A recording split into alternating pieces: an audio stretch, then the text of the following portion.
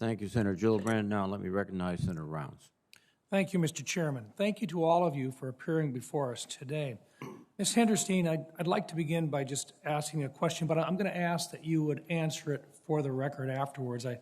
I'm really concerned about preventing nuclear proliferation within the entire Middle East.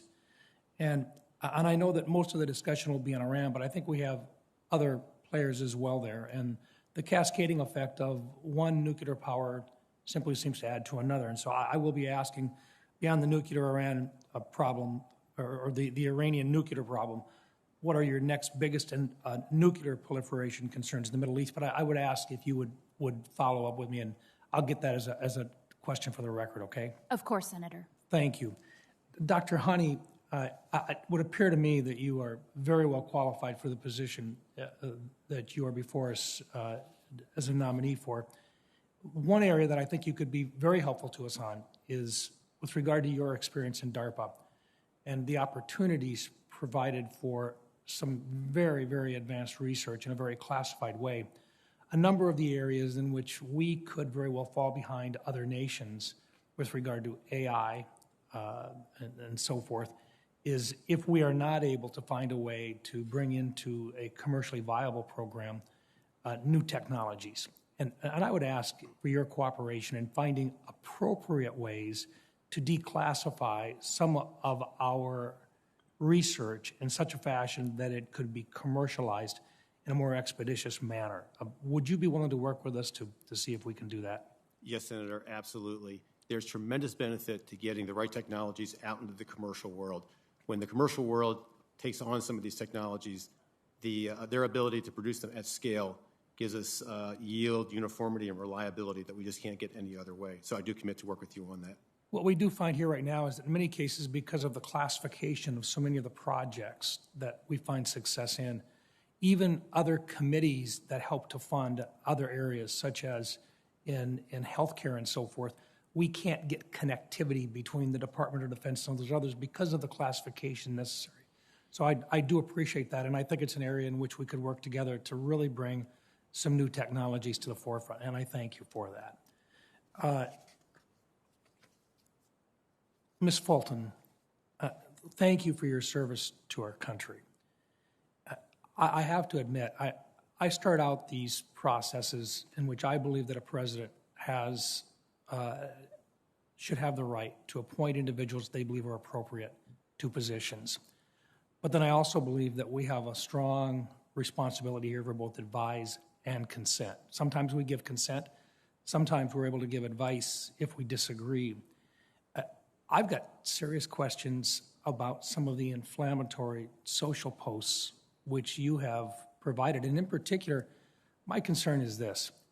In the Department of Defense, we really do our best to try to keep inflammatory or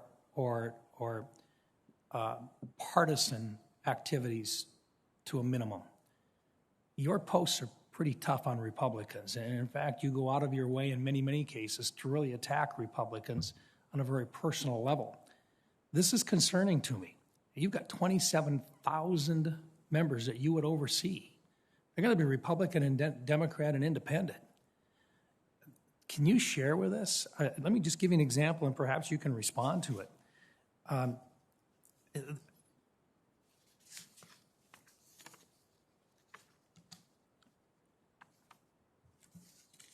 Pull out the right piece of paper. This is your quote from 2008. This is on social media. Let's be real. When one of our two national political parties is unable to call out racism, our system is broken. It's not a political statement to say the GOP is racist. It's a moral statement, and one backed up by an increasing mountain of evidence. Ms. Fulton, can you explain this tweet to me? Senator, I want to take the opportunity to apologize to you and to all the members of the committee for that tweet. My intent was to say that racism isn't Democratic or Republican, that it's not a political issue, it's a moral issue. And the party should make a statement because a whole group of people should never be tarnished with the actions of one. But I went about it all wrong. The words are muddled and confused. and I deeply regret them.